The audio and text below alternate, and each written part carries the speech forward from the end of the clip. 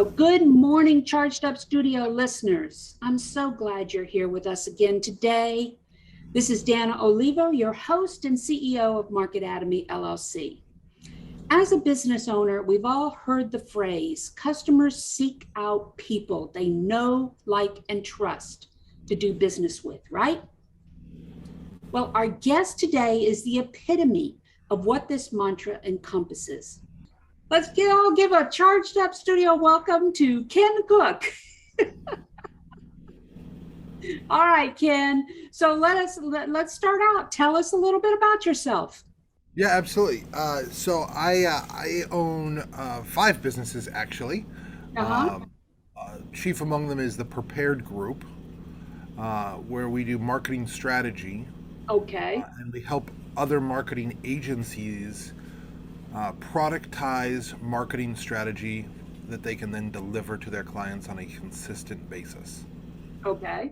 And so Okay. what that ultimately looks like then is we deal with how does somebody deal with the entirety of a customer's journey. And what's funny is the epitome of know, like, and trust. I don't know if you know the background of that phrase or not. Is it originally was popularized by Zig Ziglar? Yes. Okay, Yes. but Zig Ziglar worked for a man by the name of Ben Gay III. Okay, this is one of Ben Gay's books. I have several others. Wow. Ben Gay III was worked for Napoleon Hill, and he hired both Zig and Bob Proctor. Mm. Okay, and so it's actually a Napoleon Hill through uh, Ben Gay III to Zig Ziglar concept.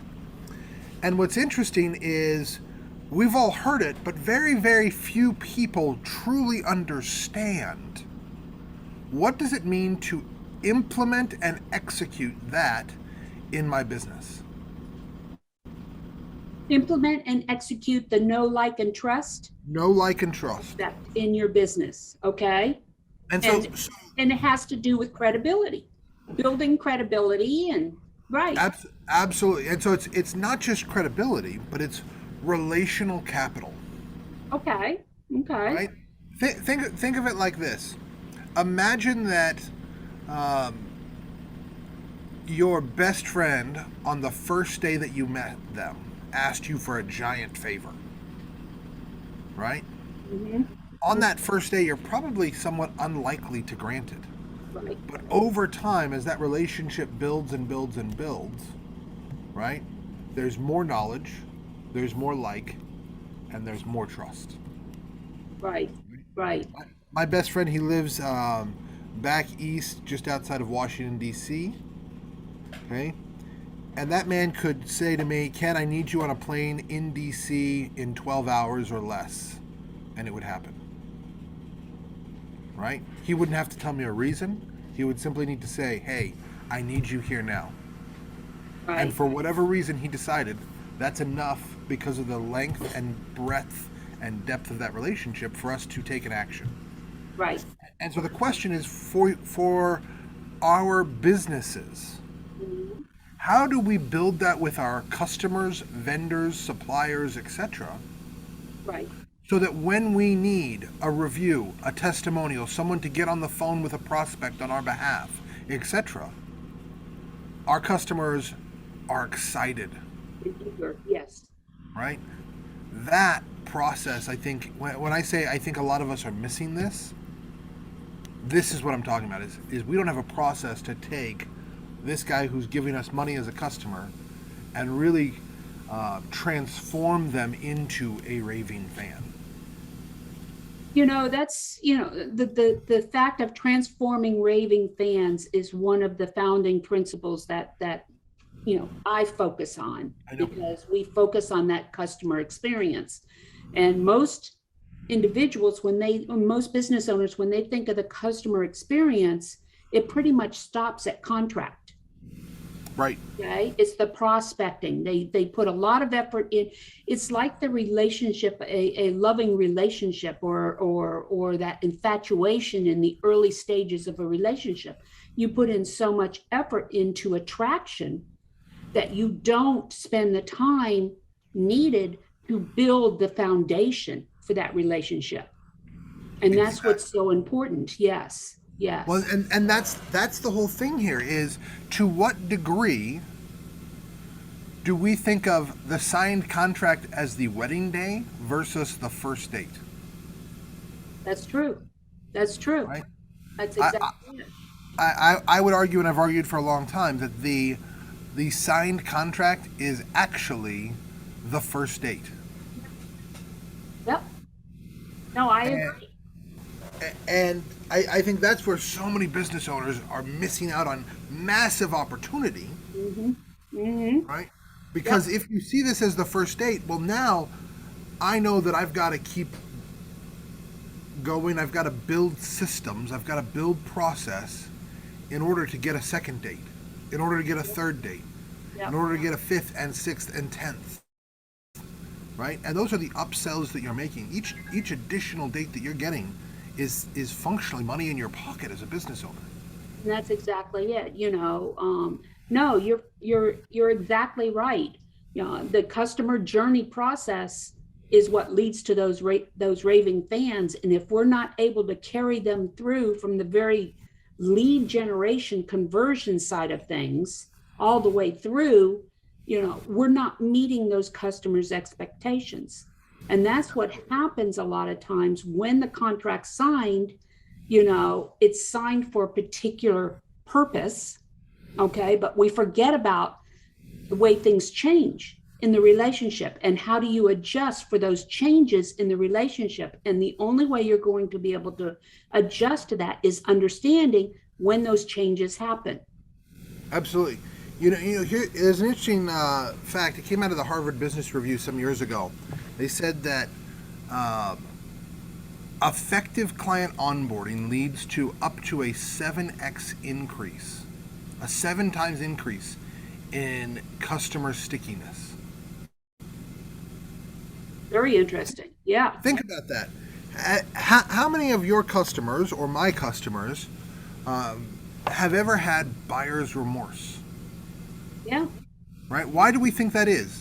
Do we think it's because there was a garbage onboarding process that made them feel like, man, these guys were so great, and then suddenly, I'm not so sure anymore, Yep. Yep. right? Yep. How do we build the systems and tools necessary so that we never have that with a customer? So that when they first start with us, right? Yeah. Post contract, they feel like a million bucks. I'll tell you a quick story about this. We recently signed a client, and one of the things that we do programmatically is we have a welcome box that we send to clients. And in that welcome box, it's mildly customized to who they are, but everybody gets a prepared group mug, but it has their name on it. Mm-hmm. Okay, so our logo, their name. Mm-hmm. This particular customer, we sat down in their office. We had signed an agreement on a Tuesday. We're meeting with them again next Tuesday. So we shipped that box as quickly as we could. Yep. It got there Monday, Just in time for your Tuesday meeting. just in time for our Tuesday meeting. Tell me, how do you think we walked in on Monday or on Tuesday? They had the stuff set up. They were drinking out of the mugs, Yeah. right? And it was because we had shown them we're more than just talk. Yeah. We really value you. And a small, we're talking a welcome gift that costs us less than $40 delivered in a nice box, everything branded, Mm-hmm. etc. Customized gifts for them. That $40, Mm-hmm. right, is going to return itself in spades to us Right. over and over and over and over. Right. That's not the only gift that we're ever going to give them, but it sets a tone within a relationship. And so one of the things that I talk to a lot of business owners about is where and how do you strategically gift, and how do you budget and create process around strategic gifting, Right. right? Most business owners neglect this completely. And I don't understand why, other than they feel like it's too hard, too complicated, too difficult, etc. And it's not. It's the easiest thing in the world. When I first started my business back in 2009, I came out of the architectural engineering construction market, and what I did was I knew within that market who some of the top designers were and contractors were.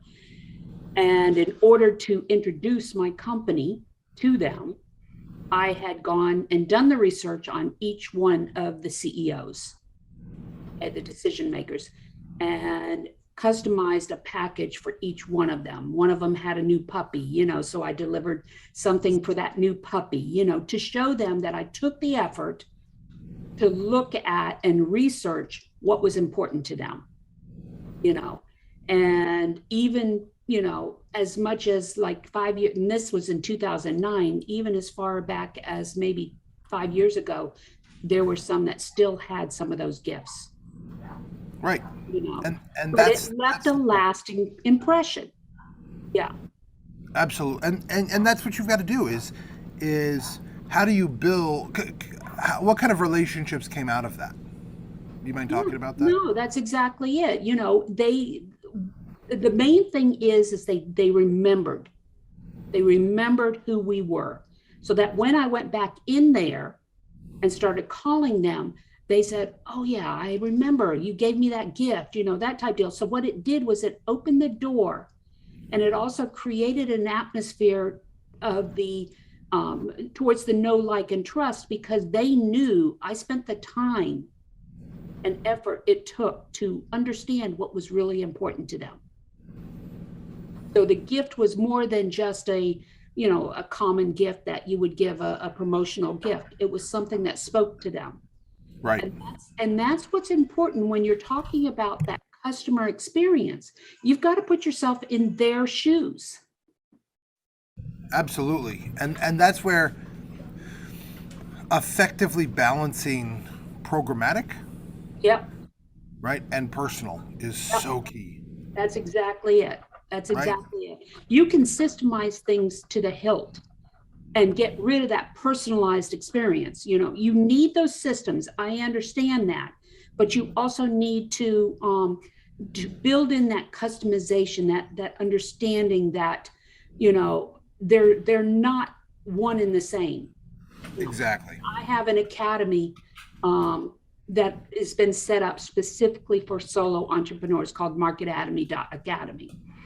And the way I've set the academy up is it does deliver educational materials, educational courses, just like everybody else. The difference is the focus. First of all, it's focused primarily on solo micro entrepreneurs. And with that in mind, it's focused on where their mind is. Where do I start? What do I do next? So we carry them through. But more importantly, there's an interactive component with every single course to where they can customize it for their own business, and allowing them to be able to do that tells them, look, yeah, this is specifically for me. It's not for, the business down the street that it worked for, and it's not going to work for me. Yeah. That's beautiful. Yeah. Yeah. So we have to put ourselves in our customers' shoes in order to really understand how to get that know, like, and trust feeling. Because Absolutely. that's what's going to create those raving fans. Have you read Peter Shankman's book, excellent book called Zombie Loyalists, on that topic? No, I've heard about it, but I have not. Yeah, so Peter has this concept, and I think it's quite germane to this discussion. He said the average American is used to being treated like crap. All it takes, right? All it takes to win in business, to build raving fans, to build those who are going to be absolute loyalists to you, is one step above crap. That's terrible thinking. It really is. right? That's all it takes. It's I think a lot of people believe and think I've got to become the most highfalutin and it's going to be so difficult and it Yeah, takes no. Yeah, no like think about this. It could be something as simple for as a restaurant owner remembering your name when you walk in. right. My business partner David, he tells a story about he went to I think it was Gramercy Tavern. He's Mhm. from New York City, and a few days later, he Mhm. got a thank you note from the chef, and it specifically mentioned not the item that other people in the party ordered, but the item that he ordered, Wow. and it was just a handwritten thank you note from the chef. Now, if you know Danny Meyer, you're not going to be surprised that they have this level of Yeah, care, concern, yeah. and intention. But it's been probably 25 years, 20 years since that occurred, and he still tells that story. Right? And so, what Yeah, are the things that you can do as a business owner that are small, that are insignificant, that are one step above crap, yeah. that are going to leave a lifetime Mm-hmm. of impression? Mm-hmm. Exactly it. This does not have to be highfalutin, expensive, No. complex. It can be very, very simple. Yeah. As simple as a handwritten thank you note. And now they Delivered have to you. these businesses. What is it? You send it or whatever. You can Mm, do customized, personalized greeting cards and notes and things like that. And it's virtually hands off. yeah. You know, it could be systematized, but it's still personalized. Yep, exactly. And that's what I'm talking about is nothing it doesn't have to be ultra complex. You can build a system that is simple. We use a company called the website is cardsforclients.com, I Yeah. believe. Yeah. And we do all of our gifting through that. And you know what? We have it set up so that it ties to our marketing automation system. I Yeah. can apply a tag to Mm-hmm. somebody and it can send an entire box Yeah. with no effort on our part. Yeah. A Yeah. huge impact as a result. I mean, Because what do you have? A drop ship company that, that you well, work with or what? so cardsforclients.com is the company. Mm-hmm. That's their website. I don't remember the company name. I don't even remember the company name. Okay. Okay, I don't even know because I maybe I don't know. It doesn't matter, right? Mhm. What matters is it ties to our automation system, and it sends out what we need to send out, right? And so when we're sending out mugs or when we're sending out notepads or pens or whatever, it'll do that, and does it simply, effectively, quickly, etc. And so I think it's those kinds of things. And that's a systemized approach to it. Absolutely, it's absolutely, but it's personal too, Yeah, right? If I send you something with your name on it, right? definitely. It's Yeah. certainly not personal, Yeah. right? A Yeah. gift with your name on it becomes very personal. And so it's those kinds of things where it's like, look, this is very low effort, relatively low expense on our part, but very personal. And so I think one of the things that as we look at marketing strategy, I want people to understand is what we've been having is a discussion on marketing strategy. That's exactly it. There are a lot of people who would categorize this as operations. This is an operational onboarding discussion. And Mm-hmm. they don't realize that this is, in point of fact, a marketing discussion. It is. It is. And I say that for a couple important reasons. One, if you think your marketing is just advertising, that's your first problem. But secondly, Yes. your marketing does not stop when you acquire a customer. No. I think a lot of people's perspective is marketing's job is to acquire me a customer. Yes. Marketing's job is to build you a lifelong customer. And that goes well beyond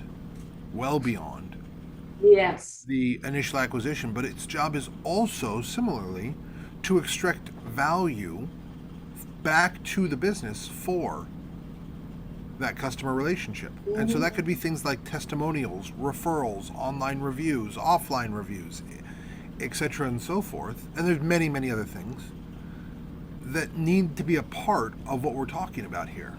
Because the reason that we're doing all this gifting, the reason that we're investing in these systems and these processes is because we've got to get some kind of business value out of it. Business value. And again, we boil back to that credibility, that know, like, and trust, so you want them to feel comfortable and not have that buyer's remorse. I was looking just now for a quote someone had just sent me this morning.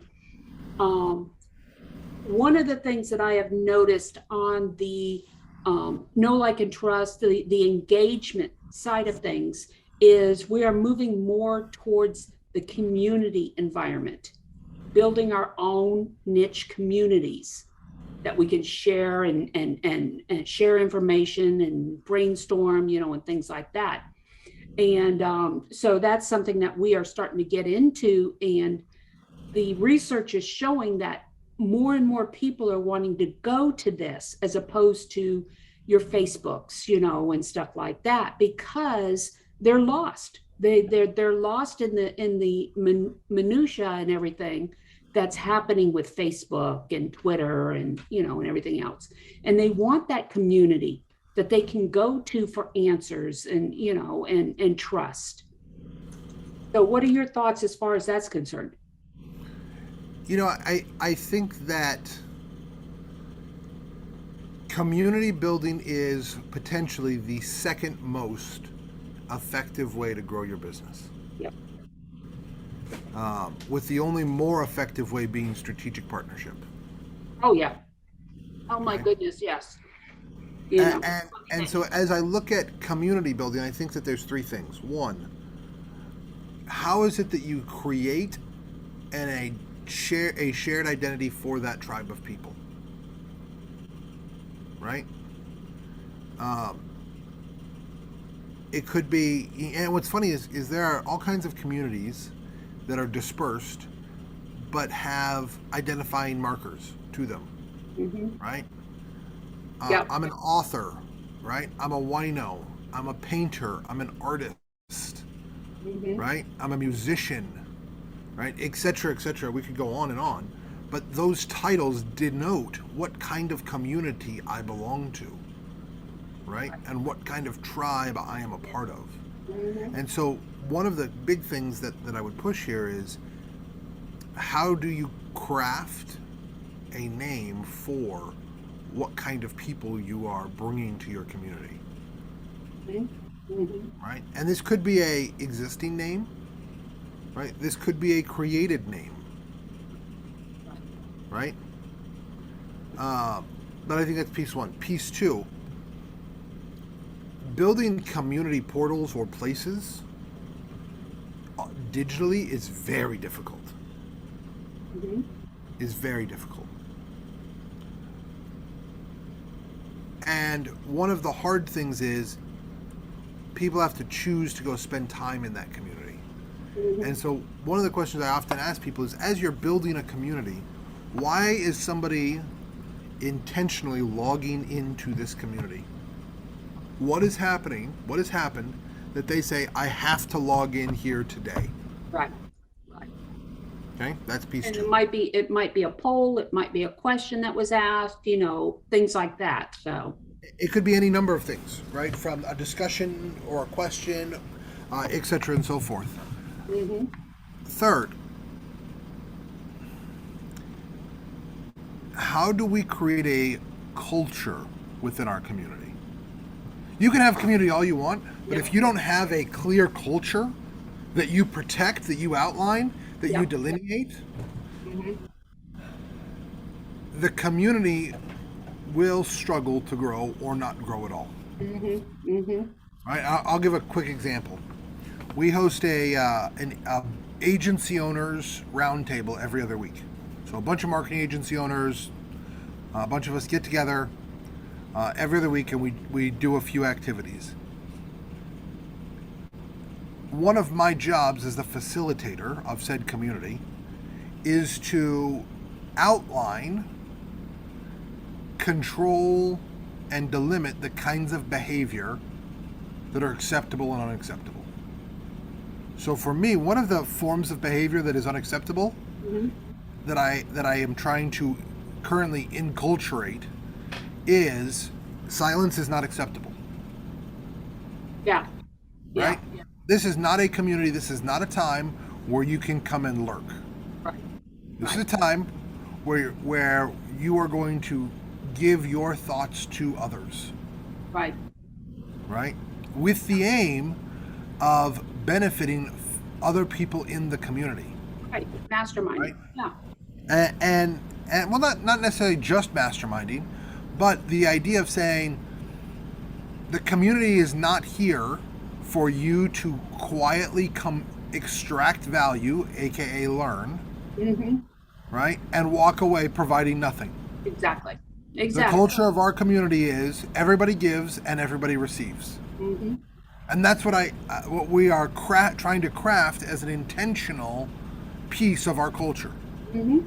Exactly. And so, you know what? There are people who sometimes have been silent for 50 minutes in one of our get-togethers, and I will stop everything else and I will call that person out, Right. and say, Jim, tell me your thoughts on this.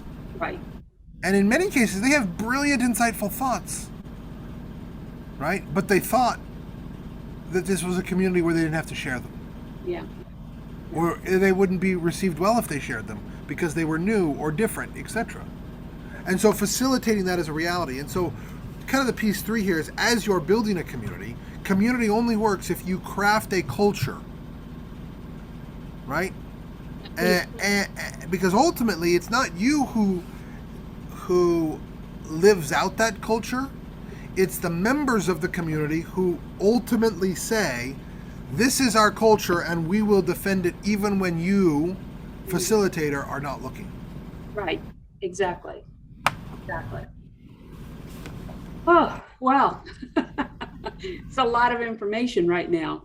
So, we're coming up on the end of another show. And Ken, can you tell our listeners how they can get a hold of you if they want to find out more information about what you do, how to, Yeah, absolutely. build that environment that's going to build raving fans?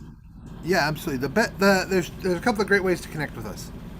One, you can go to LinkedIn, and on LinkedIn you can find me under Kendall, Kendell Cook. You'll notice the large cowboy hat in the photo, very similar to this one. Secondly, you can go to our website, thepreparedgroup.com. In there, if you're a marketing agency owner, I would encourage you to join our Agency Owners Book Club and Roundtable. Totally free, we don't sell anything, but it's a great way to connect with other agency owners, as well as to get more books into your mind without having to do all the work of reading each and every one of them. Definitely. So those are 2 great ways to connect with us. Definitely.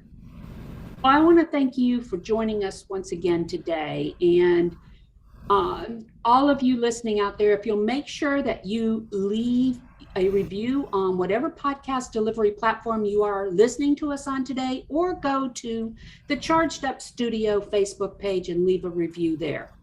If you want to learn more about different topics or skill sets associated with growing a successful business, visit our online e-learning environment called marketatomy.academy. Look forward to meeting with you once again next week with another exciting episode where small businesses can get charged up for success. Thank you once again, Ken Cook, for joining us for this exciting episode here on Charged Up Studio. Thank you for having me.